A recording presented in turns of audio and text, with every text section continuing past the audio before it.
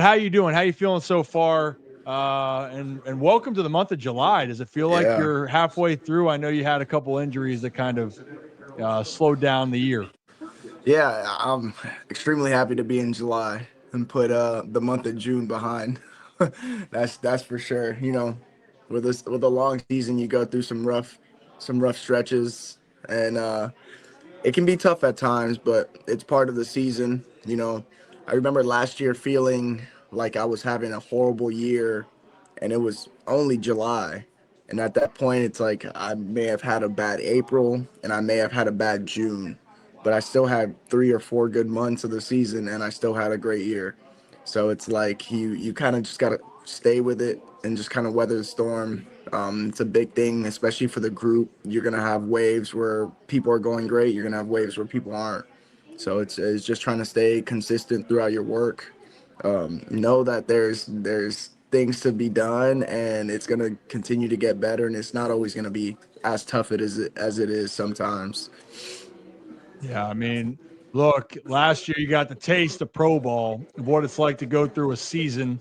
And yeah, injuries are a part of the game as well, but it's the preparation, it's getting used to it. I know you talked about going into a full off season where you get more acclimated, and it's been really cool that I know you are always going to be your harshest critic because why do I know that? I feel like all the guys that expect more from themselves are going to continue to try to get better. But I think other people think you're a pretty solid player. I know you're in Richmond now, and you're going to be going home to play some games back in Bowie for the Chesapeake Bay Sox. But you have a little pit stop, dude. You're Yeah. going down to Atlanta for the Futures game. How cool is that to, or surreal, I guess I should say, that you're going down there and you're being looked at as one of the brightest stars moving forward. Yeah, it's actually very surreal. One, I'm grateful and I'm thankful for the organization giving me the opportunity. One, I'm incredibly happy to be doing it with Keegan Gillies. Obviously, he's been somebody who actually just got promoted last night, so that was a great moment in the clubhouse. We had a rain delay. We come back in and we find out Keegan's going to AAA, which, in my opinion, is a long time coming. And there's other factors that may have stopped that from happening sooner. But Mhm. there's no better person than Keegan to be sharing this experience with, somebody who goes out there every day and puts everything he's got on the line for the team. He's always wanting to win, never complains about anything. So to be able to share this with him, I think means more to me than having the experience by myself. Because I see a guy who's 27 years old, who has been in the trenches of minor league baseball with us for a long time at this point, and he's finally getting the recognition that I feel like he should have got a long time ago and that he deserves. So I'm happy for him. And I remember finding out from Berto, our manager, on Wednesday of last week, and nobody knew, but he told me Keegan's going, and immediately, like, me finding out Keegan was going almost made me happier than finding out I was going to play in the game myself. That's just the type of love that I have for him, the type of teammate that he is, and the impact that he's had on everybody. So we're going down there next week. We're gonna have a great time. Going to be a part of a great experience. So I can't say anything more about it. Yeah, in the future, I'm going to have to ask you how that all turns out. And look, it's just a game at the end of the day, but it is really cool to be recognized and um, also you get to share it with someone. That's the biggest thing, right? You get to share it with somebody who, no doubt, he's been extremely deserving. I think people underestimate how daunting the minor leagues can be, especially when you feel like you have the struggles or you feel like, how can I get to the next spot? Um, and I love the smile when you talk about your teammate finally getting that recognition. Uh, you have that personality and that reputation. You know that of people love being around you, and also you don't like to talk about you. I remember last time I was trying to get on you about, dude, you got to get 100 bags. and you're kind of deflecting a little bit. And um, I know you're a team-oriented guy through and through, um, which kind of makes you who you are. Um, I mean, is that kind of how you approach everything? It seems like you like the shared experiences more. You like the we more than the I.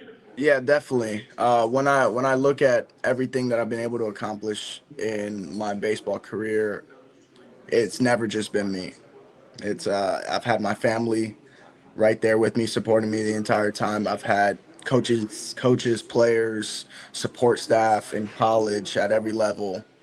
I'll never forget this one thing, sitting in a meeting with Tim Corbin in his office one time, just me and him. And he said, if you take care of the guys around you, you're going to get taken care of tenfold. And that is something that's always stuck with me, just for the reason it's like I'm showing up every day, not just for myself, but for the guys around me, the other guys who are putting in, if not as much work, more work than I am at the same time. And we're all going through this experience together. And that's kind of how I feel about a lot of things off the field. It's like, what is a great moment like that if I have nobody to share it with? And that's a very real life thing. See a lot of tragedies happen every day. You see a lot of people who have such a bright future and don't get to live out their dream because of a tragedy. I'm really, it's been a very monumental thing for me to be able to be where my feet are. And at times I've been good at that. At times I've been bad at that. But for the most part, I think I'm sort of figuring it out of just being where my feet are. I'm not worried about the next promotion. I'm not worried about the debut. In my opinion, the future's like, in my eyes, the future's game wasn't even a thought. The thought was just kind of getting back out there. It's like I'm coming back from a hamstring injury, and then I've been back for about a month, and I had another slight setback, and so it's like that's my focus is getting back out there, and everything that happens that's part of it is additional, in a sense. I mean, you know, I laugh when you're talking about being where your feet are, and I think I do a good job of that. But I can't don't always. Well, breaking news here: you're human, and I tried to do the same thing. That was actually one of my biggest struggles of thinking about where I wanted to go to next. And that's not just a baseball sense; that's a life sense. When you are so fixated on what you got to do or what you're hoping to do, you don't take care of what you have to do in the moment. And for you, it's um, if it's getting healthy, how do you get back to being on the field? If it's one at bat, how am I taking this pitch by pitch? Right? It's if you do those things right in the moment, things normally most times are going to take care of themselves. Right. Um, and actually, the thing I miss the most, and I hope you got 20 years left in your career, the one thing when you talk about the perspective and so many things go wrong in the world, something can happen in an instant, even for your career. The one thing I miss about playing is not necessarily of smacking a ball and hitting a home run, which I got to be honest, like that's one of the best feelings ever, right? Yeah. But it's the group that I'm with. That is what I valued the most is the people Yeah. because they make the experience in whatever you do. And I think you got a great sense of that. And I can't wait to see what your future holds. We'll see. I feel good about it, but in the moment, stay where your feet are. In the moment, then two things. We're going to end with the fun thing at the end because I think you know where I might go with this because you are very passionate about that final thing. But I got to ask again about being fast and making plays. I wish I still could understand that experience when I talked to you last time. Um, what goes into your outfield prep? And I'm going to ask you a follow up with this because I talked to someone recently. But did you mimic your outfield play by anybody that you watched growing up? And two, what is your approach to tracking down balls in center? Yeah. To be honest, I can't name a specific outfielder. Uh, Mm-hmm. I'm more of a student of the game. I watched some greats out there. It's more a collective unit. When I get back at the end of the night, the first thing that gets turned on is YouTube, and I'm going through the highlights of all the MLB games that day, and I usually make it through a lot of them by the end of the night. So it's just kind of wanting to sit there and learn about the game. But for me, where things shifted in the outfield, I always had the speed to go get it, and I always had the ability to make good decisions as far as routes and first steps.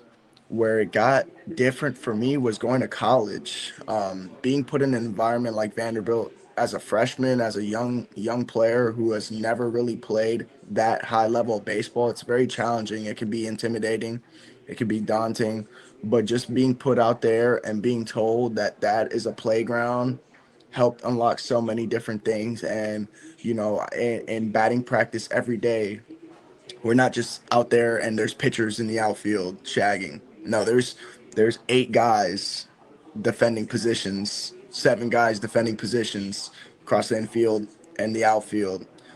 And at that point, I'm trying to figure out exactly what I can and can't do and what I'm capable of. So I was able to figure out a lot over the 3 years in college. And now it's more so looking to refine certain things more so than change anything, become more efficient in certain areas. But a lot of the time when I'm out there and I'm tracking down a ball in the gap or a ball that might have a chance to go over the fence and I think I can bring it back, it feels like everything's happening for me in slow motion because in my head, I've already been there countless times. I've put myself in that position in practice, in my training, in the work that I've done before to feel comfortable. So it's a point where the game doesn't feel like a game to me anymore. I'm out there. I know exactly where the walls is. I know how many steps I have. Essentially, I can see the ball and the wall at the same time for the most part, and I don't even need to take my eyes off the ball in certain plays. So it's kind of just been a lot of work and a lot of repetition that has made me comfortable. And for all the young outfielders coming up, say, how do I become good at what I do? That's it. You're never gonna be able to get another rep like a actual in-game rep. So when guys are out there taking batting practice and they're smashing BP heaters all over the yard, go get the ball. Go get the ball. Be intentional. It could be 10 minutes, it could be 15 minutes, but just be intentional. I'm playing my own guys on the field like if they were an opposing lineup. I'm shifting here, I'm moving there. I'm playing guys different depths because I want to see what I'm capable of.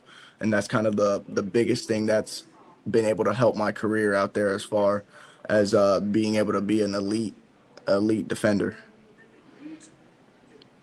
I'm laughing because I the answers that you gave, I've heard from some guys that have done a tremendous job patrolling the outfield.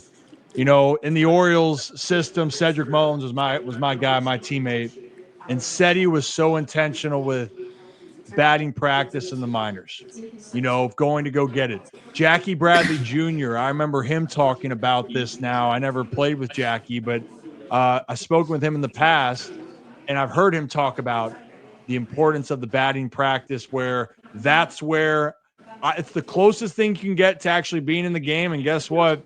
That's the only time you can really challenge yourself. Yeah. You talked about steps. You know where to be. You feel like it's slowing down, and you play almost then with a fearlessness because you're prepared. And I just sat down with a guy that was one of the most electrifying defenders, one of the greatest players of all time. But the way you described it was a lot like Ken Griffey Jr.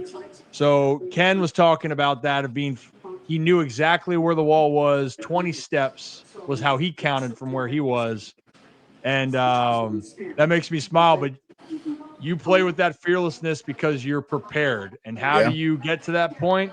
Confidence comes from preparation, Right. in my opinion. And then obviously the results are nice. But yeah, that is bravo, man. I couldn't have said it better. Now for the fun part, before I let you get out of here, okay? I saw well, we already know about this. Your love for wrestling, pro wrestling, Yeah. might be second to none. And the WWE Vault, and I saw you tweet about it like a month ago or something like that, or a couple weeks ago. And I found the page and then I went down a rabbit hole because that brought back so much memories. I saw like one of the videos I saw was Kurt Angle in there, and the place is packed, and he had fake hair on, and then he took it off. Place goes nuts, right? So if you could, I know it's a tall task, top 5 wrestlers for you. If you could put in a list, let's see what you got. Go from 5 to 1. I'll go from 5 to 1. I'm gonna say The Rock is 5 for me. Okay. And I didn't get to experience The Rock in the Attitude Era. I've experienced The Rock coming back on short terms in the PG era. Mm-hmm. So what I've seen growing up is a little bit different than what everybody else seen. Obviously, with YouTube, with social media, I've been able to go back and see these moments that happened before I was even born. Yeah. I was born in 2001, so I missed probably the best days of wrestling. So The Rock for me is number 5. I've seen him in person. I was at WrestleMania when he faced John Cena, and that was in Miami. So I've seen him go, and I think just everything about what he does, his ability to interact with the fans and capture the room, puts him up there for me. At 4, I'd probably have to say Randy Orton. Randy is that your profile picture right now, by the way? That is. It's been my profile picture for a little while, and I don't know even where the idea came from. I just more so thought it would be funny. But I picked that Randy Orton picture, but in that picture, that's from 2009 when he was probably the biggest villain in all of WWE. Mm-hmm. So I don't know. That's just something that I think is fun. Maybe every couple months, every so often, I just find a new wrestler, having their gimmick of a certain time point and having that as my profile picture. So I just thought that was fun. So we go The Rock, Randy. I gotta say The Undertaker's my 3. My personal favorite. Saw him obviously had a long career. His gimmick was just unreal. How he was able to capture so many people, scare so many kids. But he was just awesome, and obviously he's well regarded in the industry. So that means a lot from his peers as well. He means a lot to those people. Gotta say, John is my number 2, and I love everything that John has done over his career. But I'm having more fun watching him right now than I think I've had in a long time because it's so different. A lot of people have wanted it for a long time, but I feel like everything he's doing, like listening to his version of the pipe bomb on TV and watching that, and that one is creative, but it's hard to do and it's hard to master, and he killed it. So it's like he's just, to me, I think John's the best of all time by far, and he carried the PG era all the way through. He obviously left and does his stuff in Hollywood. He's very successful. He's got to be 2. My all-time favorite has to be Jeff. That's my personal favorite. And I feel like Jeff, obviously he's had his off TV problems, but I feel like if he didn't have those issues, maybe he's regarded in the way John Cena was. And I guess we'll never know that, but everybody loves Jeff. And as a kid growing up, and you see Jeff come out to his music, to No More Words, you see him do his dance on the ramp, get in the ring, and he's doing high-flying swantons. He's diving off ladders on the tables. Like, he's just doing it all. And it's just, everybody is just captured and mesmerized by it. So that's my personal favorite. I'd probably go with that top 5. I think that's a hell of a list, man. And, this is the thing, is the descriptions of each, the passion that you have with it. Dude, when you talked about that era before, and I forget how young you are still. Yeah. 2001, man. And also, I was turning 8. It was my dad's last year of playing at the time, and yeah, it was a way different world. That was like the Nintendo 64 was coming out. I remember there was a wrestling video game. Might have just been like WrestleMania, the game. Became obsessed with. It was a good era, but you know your stuff, you know your history, and I'm sure, and I hope maybe you continue to grow. I know your love for wrestling ain't gonna stop. Oh, definitely not. Yeah, you're gonna pass this down. By the way, I can already tell it's gonna be passed down for future generations. Well, awesome. Well, hey, Reek, I appreciate your time. Anything else on the way out? If people obviously can go support you, but anything else before I let you go? It's it right here. I'm just I'm just happy to be able to be healthy, to get back out there. I'll be in there tonight. Something I've been looking forward to. It's kind of just getting back out there with the group. That's kind of my main thing right now.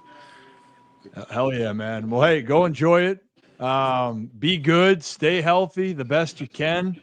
And I look forward to when I get to talk to you next. All right. All right. Thanks, Ryan. I appreciate it.